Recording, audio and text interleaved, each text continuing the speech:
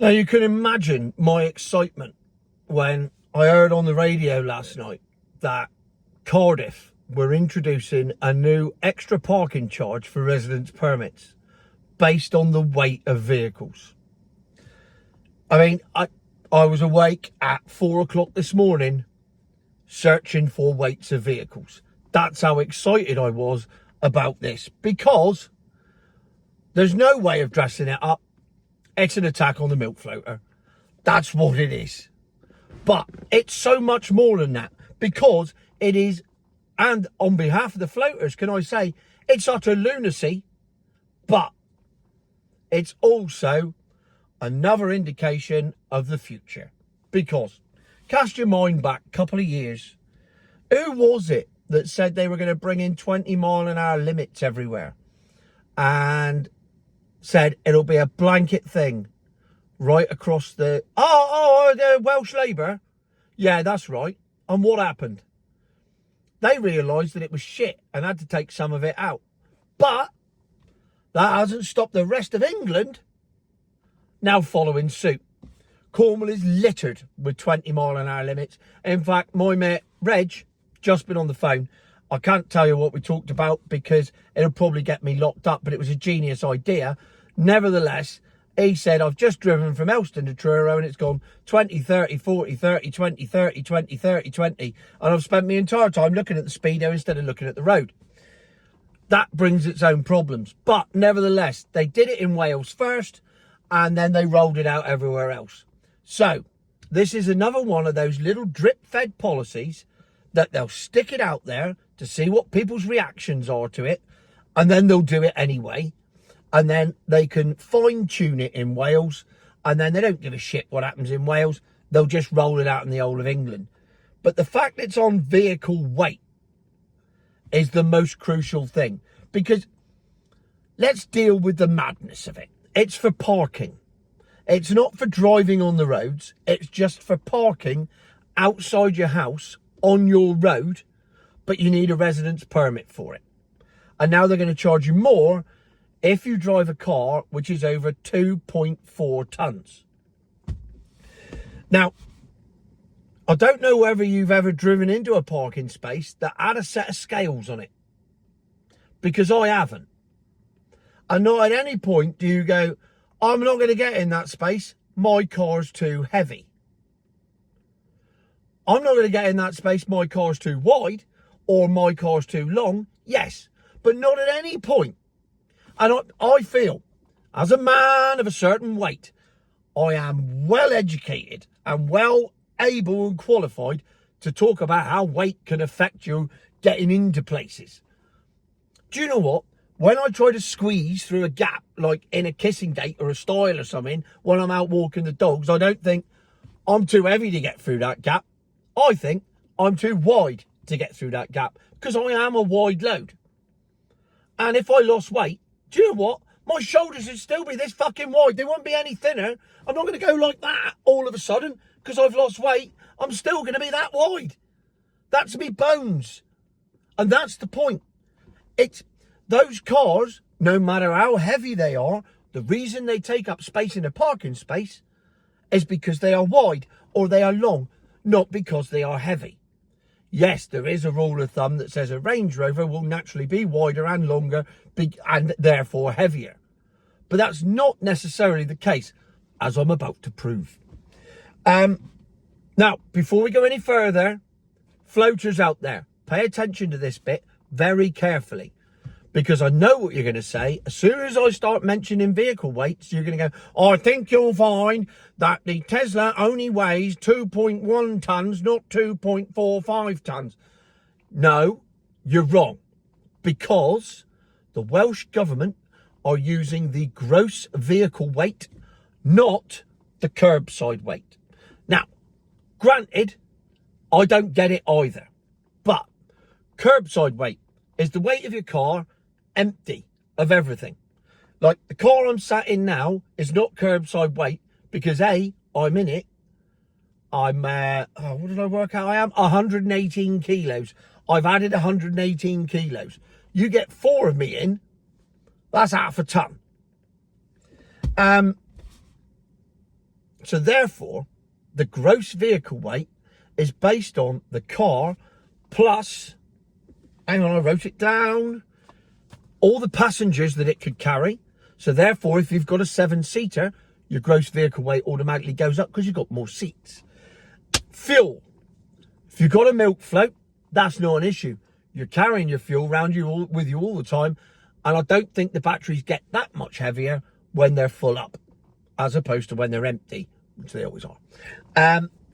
It also allows for cargo, luggage, and all the fluids that go in the car. They even allow for that. So that is how they calculate the gross vehicle weight. All right? I think no, not my rules. That's the rules they're going by. GVW, gross vehicle weight. Right, now we've established that, we can move on to what cars are going to have to pay this extra tax. Sorry, fee. Tax, it's a fucking tax. Don't call it anything else. It's a tax on the motorist. As a guy just said on Radio 2 on the phone in, it is war on the motorist. You are just declaring war on the motorist and finding more and more ways to charge the motorist more and more for the convenience of having a car. And, oh, we should all be driving smart cars. Bollocks. I'm not saying everyone should be driving SUVs. I don't even like SUVs. They all look the same. They're all ugly. They're just cars on steroids. And I don't necessarily like them. But that's what the manufacturers are churning out. That's what 90% of milk floats are. They're bloody SUVs, whether we like it or not. So, it's a war on the floaterati. It's a war on the rich. Come into that in a minute. And it's a war on anyone who wants a nice big car. Or not even a nice big car, as we're about to find out. So the first thing I did, I Googled, what's the heaviest cars on the road? So I've got a top 10 for you. All of these will have to pay the extra parking fee. Tax. Whatever. It's an interesting list. Because at number 10 is the Bentley Flying Spur. Granted, I don't think anyone in Cardiff who needs a residence parking permit is going to be driving a Bentley Flying Spur. But it weighs 2.5 ton. So they might have to. Then, the rest of the list is exactly the same. There ain't a car in this list under 100 grand. So it's completely irrelevant to the rest. But what it shows is that the more expensive your car, the heavier it seems to get. Unless, of course, you're buying Alfa Romeo. More on that in a minute. So at number 10 was the Bentley Flying Spur. At number 9, G-Wagon G63. Again, 6-figure car. Number 8, BMW X7 M60i. I mean, what a lump that is. And then, unfortunately, we move into the float world. Audi are first in with the SQ8 e-tron Sportback. 2.65 tons. Then another Mercedes. Another Mercedes. I don't know what the Germans are doing out there, but they're using proper gear to build these cars, and they're proper solid because they weigh the same as about 17 elephants. Because the next one is the EQS 53. Oh, look, it looks like all the other ones. What are the chances? But it's 2.7 ton. Then BMW come back, and if you've got children, get them to leave the room. Anyone of a nervous disposition, if you're operating heavy machinery, stop doing it right now. I'm going to put up a photo now of the XM red label. Oh, Jesus. That's hideous. Look at it. Look at it. That is awful. And it also weighs 2.7 ton. Then you've got the Volvo. China have joined in. And Sweden. The EX90 Performance. Again, 2.7 ton. Then you've got a Range Rover. I can tell you right now, I don't think there's a single Range Rover in the range, even from the Evoque upwards. Every single Range Rover qualifies for this tax. Every single one.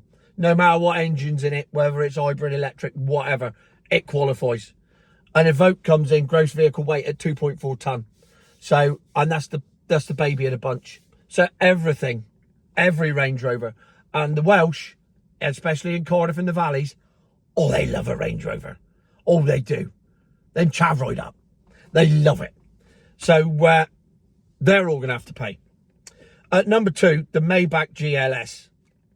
Yeah, fair enough. I mean, this thing's probably bulletproof, so it's going to be quite heavy. And the number 1 heaviest car on the road at the moment that I could find from my extensive research, which will involve downloading the top 10 off Auto Express, is the Mercedes EQS SUV. 2.81 tonnes. 2.81. Scraping very close to the 3-tonne mark. I mean, it's almost at the point where that you can't even put anything in it because it becomes a transit van and you're not going to be able to drive it soon. So there you have it.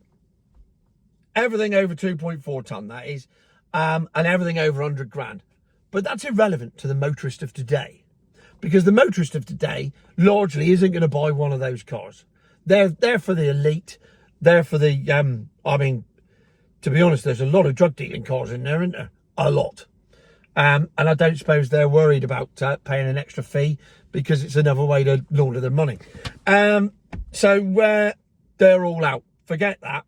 Let's get down to the nitty gritty of cars that people like me and you could afford if we wanted to saddle ourselves with a milk float. Because my extensive research has revealed it is largely milk floats that qualify. Not all. There are some petrol and diesel cars that also qualify for this. But when it comes to weight, and bearing in mind, this is very important. I did a video earlier on this week about how they want to tax classic cars and how they're on about changing the car tax system to be based on weight. So you end up paying for your weight of your vehicle, not your emissions, but how much it weighs. This is all just, see how the dots join together, and then all of a sudden you get taxed. Your vehicle tax is done on the weight of your car as well. And this can only be bad for the floaterati. Only be bad. Because, first one I looked up, BMW iX. 2.7 tonnes. You're in. You're paying the extra tax. You're a heavy car. You're over what the benchmark has been set now at 2.4 tonne. The benchmark has been set. And then, and this is where it gets interesting, because as I've discussed many times, Volkswagen Group, oh no, Volkswagen Audi G, the G doesn't stand for group. They share platforms. They share a lot of platforms. So, the next one I found was the Audi Q4 e-tron at 2.66 tonnes. Now, there's an issue here, isn't there? Regular fans, regular listeners to this channel will know that it shares its platform with a shitload of cars. So it means not only is the Q4 e-tron milk float going to be charged extra for parking. For now, much like your carbon footprint, for now is a voluntary thing. Much like the digital ID is voluntary for now. Because that, of course, brings in the Q4 e-tron, automatically brings in the Skoda Enyaq, similar weight, give or take 10 kilos. The Volkswagen ID4, the Ford Capri, the Ford Explorer. But weirdly, consumer advice milk floaters, see, I'm doing the work for you here. If you want a car that's going to come in underneath that, and you want one exactly the same as any of the ones I've just mentioned, you want the Cupra Born.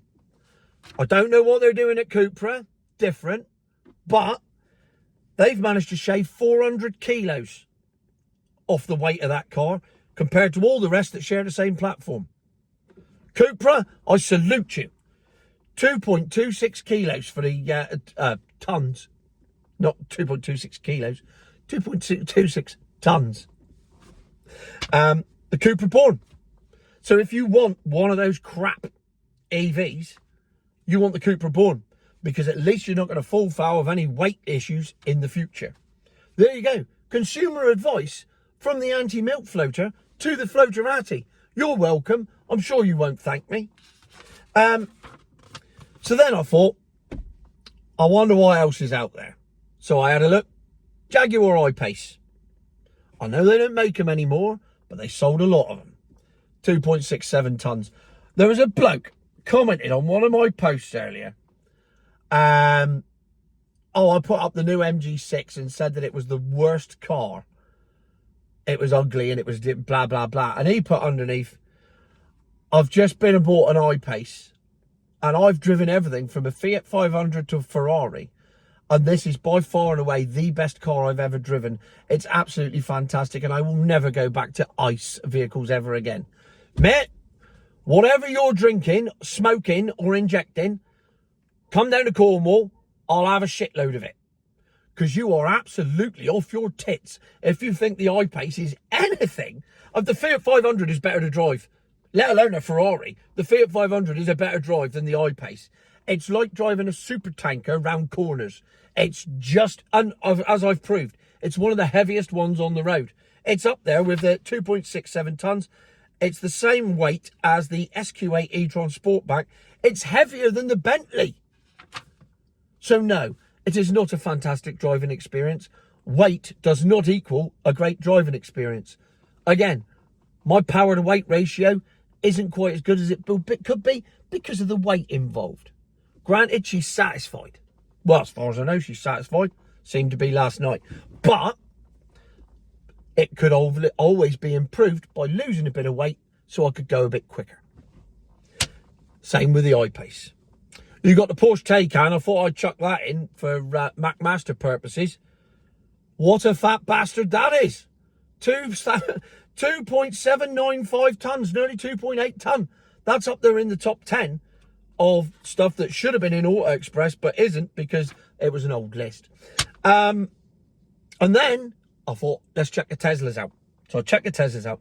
If you've got a Tesla Y, you're overweight. 2.448 tons. Only just overweight, but nevertheless, you're overweight, and you're not going to get round it by chucking a passenger out. That's not going to work because the gross vehicle weight is 2.448. The Tesla 3, however, 300 kilos lighter. But you put them side by side, not only can you not tell the difference, but I've checked the dimensions out. And do you know what the difference is? 4 millimeters in width. 4 millimeters. You park them in a parking space, that 4 mil, I think that's about 4 mil, in it. Gentlemen, I think you'll agree with me. That's just, what's that, couple of inches? Yeah, about that. Yeah, 6 inches is about there, isn't it? So 4 mil, that much. That's the difference between you not paying and paying. And that is where it shows the sheer lunacy of this entire policy. You've got two cars that look identical, are pretty much identical. I don't even know what the difference is between the two because I don't care. But I know that one's 300 kilos lighter and they both have exactly the same external dimensions. So one you have to pay more for because it's heavier, but they both take up the same amount of space on the road, in a parking space on the road. And, parked in a residence parking on the street. They both take up exactly the same footprint. It's just that one is heavier. Now that makes absolutely no sense whatsoever, does it? No sense whatsoever. So then I thought, right, I've depressed the floaterati enough. They've realised that they're being led down a road where, oh, you won't ever have to pay road tax in a float. Oh, you got to pay road tax now. Getting a bit warm in here.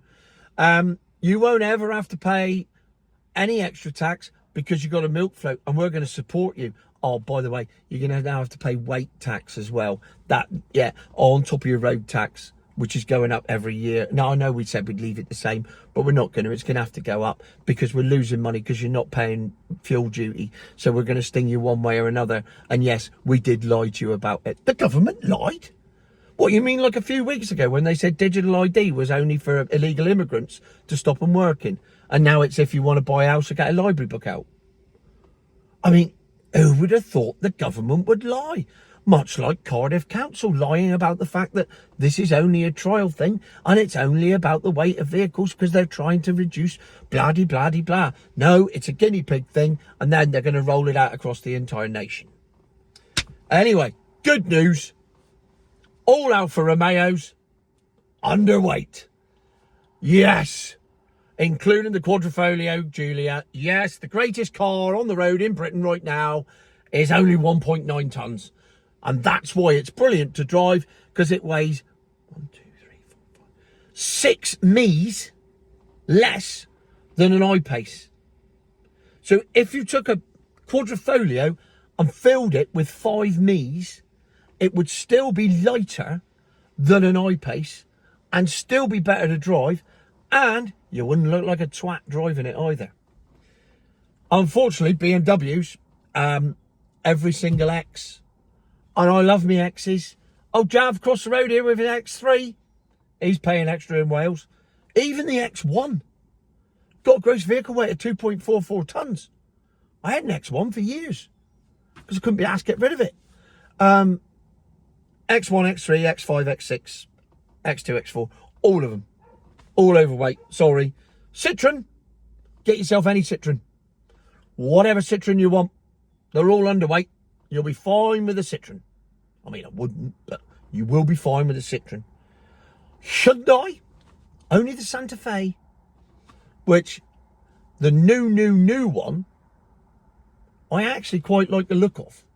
It's not a bad thing, but it weighs about 2.7 tonnes, that's out. Weirdly, not weirdly, I suppose, because it's Chinese, so it's probably not made of the finest steel and materials. The MGs, they're all in. You're fine with them. So if you bought yourself a cheap milk float, you'll be all right. You're fine with that. Crack on, which is ideal for the people of Cardiff because they get delivered into Bristol. So you can just go pick one up from there. You literally cross the bridge and back. Haven't even got to pay for the bridge anymore. Honestly, this consumer, I'm like a fat Martin Lewis here now, dishing out the consumer advice. And finally, Peugeots, you're fine with most of it. It's just the big electric ones. The 3008E and the 5008E. Every other Peugeot you should be fine with. So pretty much all your Stellantis stuff, you're all right with. You ain't going to have to pay extra for. I wonder what a Mazda 3 is. Because Jav's just turned up in his 3. I'm sure that's fine. Though he is a big boy. No, it doesn't matter, does it? 5 Javs, that's more than 5 me's. So there you have it. In conclusion, they've come up with a policy that they want to drip feed out into the public, see what the reaction is, and then do it anyway. And then they're going to map it out by November. It'll be in the budget. You heard it here first. You're going to be charged by the weight of your car. That's how they're going to revolutionise the road tax. Probably not do pay per mile, or they may do both because they hate you, and that's their job. Always been walk the dog. So who knows where this is going? That's where I think it's going, and the people that are going to suffer most as a result are the floaterati, which is why you should have listened to me in the first place when I said, "Future my arse."